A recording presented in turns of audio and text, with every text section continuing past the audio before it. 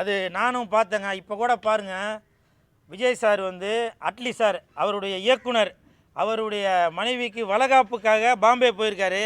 ஆனால் நிறையா பேர் இதை வந்து நீங்கள் ஒரு சாதகமாக பயன்படுத்திட்டு திரிஷா அவர்களோட அந்த தங்கச்சியோட ஃபோட்டோவை அவங்க கூட இணைச்சி போட்டு, அதுவும் அவங்க வந்து அதுலேயும் ஏதோ மும்பைன்னு போட்டிருக்கு, அதே எதையும் சேர்த்து விஜய் சாரும் திரிஷா அவர்களும் பாம்பே போயிருக்காங்க அப்படின்னு ஒரு போலியான ஒரு விஷயத்தை நீங்கள் உங்களோட கொள்கையில் கோட்பாடில் அதை நீங்கள் காட்டுங்க. அதை விட்டுட்டு அந்த தங்கச்சி திரிஷா மேலே ஏங்க அப்படி உங்களுக்கு ஒரு வன்மத்தை காட்டிகிட்டு இருக்கீங்க?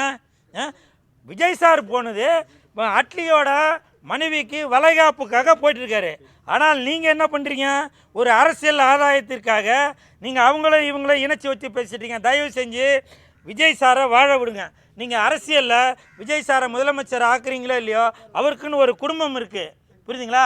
அந்த குடும்பத்தை தயவு செஞ்சு நீங்கள் சீர்குலைச்சிடாதீங்க. அந்த கமெண்ட்டில் உள்ளவங்களுக்கு தான் சொல்கிறேன். சில அரசியல்வாதிகள் வேணும்னே நீங்கள் ஒரு பிம்பத்தை உருவாக்கிட்டுருக்கீங்க. அப்படிப்பட்டவர் இல்லை விஜய் சார், சரிங்களா? தயவு செஞ்சு அந்த மாதிரி போலியான ஒரு விஷயத்த வெளியில் கொண்டு வராதிங்க. விஜய் சார் போனது ஒரு வளகாப்பு நிகழ்ச்சிக்காக தான் போனது. ஒருவேளை திரிஷா அவர்களும் போயிருக்கலாம், ஏன்னா அவங்களும் நடிகை என்பதனால் சினிமா குடும்பத்தை சேர்ந்தவங்களாம் அவங்களும் கூட போயிருக்கலாம். ஆனால் நீங்கள் கண் கூட பார்த்தீங்களா? அவங்க 2 பேரும் ஃப்ளைட்டில் எதுவும் பக்கத்தில் உட்காந்தாங்களா? ஹோட்டல் ரூம் பக்கத்து ரூம் எதுவும் போட்டிருந்தாங்களா?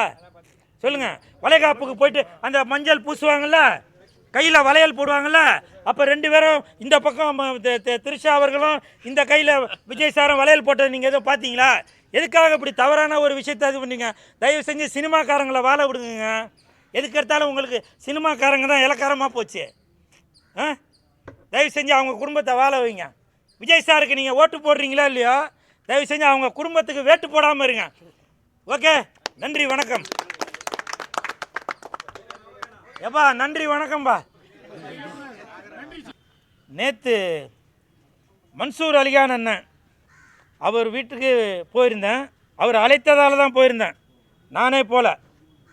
அவர் என்னை அழைத்து இந்த மாதிரி ரம்ஜானுக்கு விருந்து கூழு, நீ ஏற்கனவே 2-3 வருஷமாக வரல, நீ இந்த தடவை வரணும் அப்படின்னு சொல்லி அவரே எனக்கு கார் அமுச்சு வச்சார். வந்துரு அப்படின்னு. நான் போனேன். போயிட்டு எல்லாருக்கும் சந்தோஷமாக என்னால் முடிஞ்ச அவர் சாப்பாடு போட்டு மன்சூர் அண்ணா எல்லாரையும் சந்தோஷப்படுத்தினார்.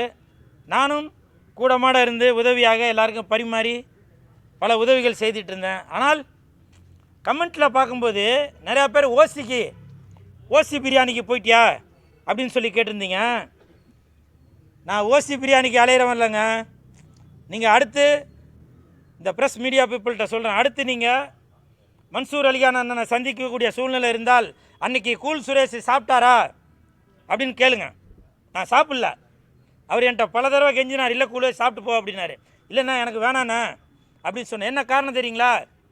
அவர் தன்னால் முடிந்த ஒரு உதவியாக மக்களுக்கு பிரியாணி வழங்கிட்டு வராரு. ரம்ஜானுக்காக மட்டும் இல்லை, எப்போவுமே உதவக்கூடிய குணமுள்ளவர் தான் மன்சூர் அலிகான் அண்ணன். அப்போ நான் ஒரு வார்த்தை சொன்னேன், அண்ணா எனக்கு பிரியாணி வேணாண்ணா, நான் சாப்பிட்ற சாப்பாடை இன்னொருத்தருக்கு கொடுக்கலாண்ணே. ஏன்னா எனக்கு நிறையா இஸ்லாமிய நண்பர்கள் இருக்காங்க. துபாயிலிருந்து கூட அமித் அவர்கள் எனக்கு பிரியாணிலாம் அமுச்சு வச்சாங்க. அப்படி இருக்கும்போது நான் இன்னொருத்தரோட சாப்பாடை சாப்பிட்டு அவருக்கு சாப்பாடு இல்லாமல் போகக்கூடாதுன்ற ஒரு காரணத்துக்காக நான் அவர்கிட்ட அந்த அண்ணன்ட்ட சொல்லிட்டு வந்தேன், மன்சூரண்ணா எனக்கு வேணாம், நான் சாப்பிட்றதுக்கு வேலை இன்னொருத்தரை சாப்பிட்டுட்டு போட்டோம் அப்படின்னு சொல்லிட்டு வந்தேன். அதனால் தயவு செஞ்சு இந்த ஓசின்னு எல்லாம் கிண்டல் பண்ணிகிட்டு இருக்காதீங்க, புரியுதுங்களா? இப்போ சொல்கிறேங்க, ஓசி யார்? நீங்கள் தான் ஓசி பஸ்ஸு கிடைக்குமான்னு பார்க்குறீங்க, ஓசி சிலிண்டர் கிடைக்குமான்னு பார்க்குறீங்க, ஓசியில் தங்கம் கிடைக்குமான்னு பார்க்குறீங்க, இன்னும் என்னென்ன ஓசிலாம் எதிர்பார்க்குறீங்க, லேப்டாப் எதிர்பார்க்குறீங்க இல்லையா? இது எல்லாம் ஓசி அப்படின்னு நீங்கள் சொன்னதுனால நான் சொல்கிறேன். இன்னொன்று தெரிஞ்சுக்கங்க, அந்த ஓசின்றதை வந்து தயவு செஞ்சு கேவலப்படுத்தாதீங்க, புரியுதுங்களா? எவ்வளவு மக்கள், ஏழை மக்கள் பஸ்ஸில் போக முடியாமல் அந்த பஸ்ஸுக்காக, ஓசின்னு சொல்ல மாட்டேன் நான், இலவசம்னு சொல்லுவேன், அந்த பஸ்ஸுக்காக கூலி வேலை செய்யும் தொழிலாளர்கள், மாணவ மாணவிகள், முதியோர்கள், இவங்க எல்லாரும் அந்த பஸ்ஸுக்காக எவ்வளோ ஏங்கியிருப்பாங்க. நீங்கள் இன்றைக்கி உங்களுக்கு பதவிக்காக உங்கள் வாய்க்கு வந்தபடி நீங்கள் ஓசின்னு சொல்லுவீங்க. அதுக்கப்புறம் மறுபடியும் நீங்களே ஒரு இலவசத்தை சொல்லுவீங்க. மிக்ஸி கொடுப்பீங்க, கிரைண்டர் கொடுப்பீங்க, டிவி கொடுப்பீங்க. இதுக்கு பேர் ஓசி தானே? தயவு செய்து இந்த சாப்பாடு விஷயத்தில் ஓசின்னு சொல்லாதீங்க, புரியுதுங்களா? அந்த சாப்பாடோட அருமை என்னென்னு உங்களுக்கு தெரியுமா? ஒரு வேளை நீங்கள் பட்னி இருந்து பாருங்கள். நேற்று மன்சூர் அலிகான நேற்று பிரியாணி போடும்போது அவ்வளோ பேர் வந்து எவ்வளவு துப்புரவு தொழிலாளர்கள், செக்யூரிட்டி வேலை பார்க்குறாங்க, அவங்க எல்லாரும் கையெடுத்து கும்பிட்டுட்டு போகிறாங்க. அவங்களுக்கு தெரியுங்க அந்த சாப்பாடோட அருமை. நீங்கள் ஃபோனில் இருந்துட்டு ஓசின்னு போட்டாக்க அது நீங்கள் பெருமையாக இருக்கிறத நினைக்கிறீங்களா? நீங்கள் ஒரு விவசாயியும் ஒரு சாப்பாடையும் நீங்கள் வந்து கேவலப்படுத்திருக்கீங்க, புரியுதுங்களா? தயவு செஞ்சு அந்த மாதிரி ஓசின்னு சொல்லி அடுத்தவங்களை கேவலப்படுத்தாதீங்க சார். நான் மக்களுக்கு யாரெல்லாம் நல்லது செய்யணும்னு நினைக்கிறாங்களோ அவங்களுக்கு எல்லாருமே ஆதரவு தாங்க. இன்னும் ஒரு 10 நாள் வெயிட் பண்ணுங்கள், நான் யாருக்கு ஆதரவு தெரிவிக்க போகிறேன்றது உங்களுக்கு தெரியும். இன்னொன்று விஷயமும் தெரிஞ்சுக்கங்க, எல்லாரும் எதிர்பார்த்த மாதிரி 2026 விஜய் சார் முதலமைச்சர் ஆகிறாரோ இல்லையோ, எடப்பாடி ஐயா முதலமைச்சர் ஆகிறாரோ இல்லையோ, ஸ்டாலின் ஐயா அவர்கள் முதலமைச்சர் ஆகிறாரோ இல்லையோ, இல்லை சீமானந்தன் அவர்கள் முதலமைச்சர் ஆகிறாரோ இல்லையோ, ஆனால் 2026 இந்த கூல் சுரேஷ் மிகப்பெரிய இடத்துக்கு வருவாங்க. காரணம், நான் உண்மையாகவும் நேர்மையாகவும் இருக்கிறேன். உங்களுக்கு வேணால் பார்க்குறதுக்கு நான் ஏதோ கண்டென்ட்டுக்கு ஏதோ ஒரு கோமாளித்தனமாக பேசிட்டு போகிறேன்னு நினைக்கலாம். உண்மையிலேயே சாப்பிட்ற சோத்துக்கு நான் உண்மையாக இருக்கிறேன், நேர்மையாக இருக்கிறேன். மற்றவங்கள மாதிரி இன்றைக்கி ஒரு பேச்சு நாளைக்கு ஒரு பேச்சு, அங்கேருந்து பொட்டி கொடுத்தா இந்த பக்கம் தாவுறது, இங்கேருந்து பொட்டி கொடுத்தா அந்த பக்கம் தாவுறது, அந்த மாதிரி வேலை பார்க்கல. நான் உங்கள் அம்மா எங்கள் அம்மா இல்லை, சினிமா. எப்படி நான் எங்கள் அம்மாவோட வயிற்றுலேருந்து நான் மாரிலேருந்து பால் குடித்து நான் இன்றைக்கும் என்னோட தாய் தகப்பனுக்கு ஒரு மகனாக இருக்கிறேனோ, அந்த மாதிரி இந்த சினிமாவுக்கு நான் எப்போவுமே உண்மையாக இருப்பேன், நேர்மையாக இருப்பேன்.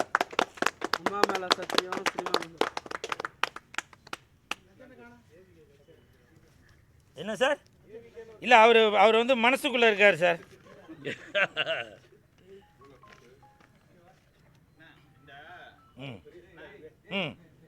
சார் சொல்லுங்கள், கேட்குது. Sir sir